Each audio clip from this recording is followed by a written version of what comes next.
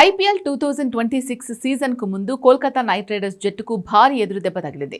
బంగ్లాదేశ్లో హిందువులపై జరుగుతున్న దాడుల నేపథ్యంలో నెలకొన్న నిరసనల కారణంగా ఆ దేశ స్టార్ పేసర్ ముస్తఫిజుర్ రెహమాన్ను జట్టు నుంచి విడుదల చేయాలని బీసీసీఐ ఆదేశించింది. మినీ వేలంలో కేకేఆర్ ఏకంగా 9.5 కోట్లు వెచ్చించి ముస్తఫిజుర్ను కొనుగోలు చేసింది. ఇప్పుడు ముస్తఫిజుర్ దూరం కావడంతో అతని స్థానాన్ని ఎవరు భర్తీ చేస్తారు అనేది ఆసక్తికరంగా మారింది. ఒకవేళ కేకేఆర్ భారతీయ అనుభవం ఉన్న బౌలర్ కావాలని అనుకుంటే ఉమేష్ యాదవ్ మొదటి choice.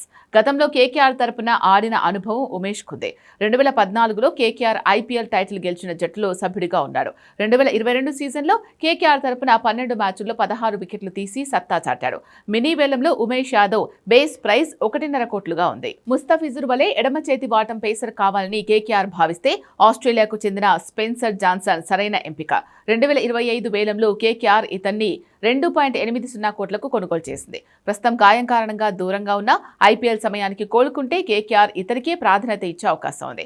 KKR mentor Dwayne బ్రావోకు West Indies ఆటగాళ్లపై మంచి పట్టుంది. ఈ నేపథ్యంలో అల్జారీ జోసెఫ్ రేసులోకి వచ్చే అవకాశం ఉంది. ఐపీఎల్ చరిత్రలో అత్యుత్తమ బౌలింగ్ స్పెల్ నమోదు చేసిన రికార్డు జోసెఫ్ పేరు మీద ఉంది. బ్రావో సిఫార్ మేరకు అత్యంత వేగంగా బంతులు విసిరే అల్జారీ జోసెఫ్ కేకేఆర్ క్యాంపులోకి వచ్చే వేలుంది. బంగ్లాదేశ్లో హిందువులపై దాడులు జరుగుతున్న నేపథ్యంలో భారత్లో తీవ్ర నిరసనలు వ్యక్తమయ్యాయి. రాజకీయంగా కూడా ఒత్తిడి పెరగడంతో బంగ్లాదేశ్ ఆటగాళ్లను ఐపీఎల్లో కొనసాగించడంపై బీసీసీఐ పునరాలోచించి ఈ నిర్ణయం తీసుకుంది. కేకేఆర్ చెల్లించిన 9.20 కోట్లు తిరిగి వారికి లభిస్తాయని, ఆ మొత్తంతో కొత్త ప్లేయర్ను ఎంచుకోవచ్చని సమాచారం. ప్రస్తుతం కేకేఆర్ కొత్త ఆటగాడి కోసం అన్వేషిస్తోంది.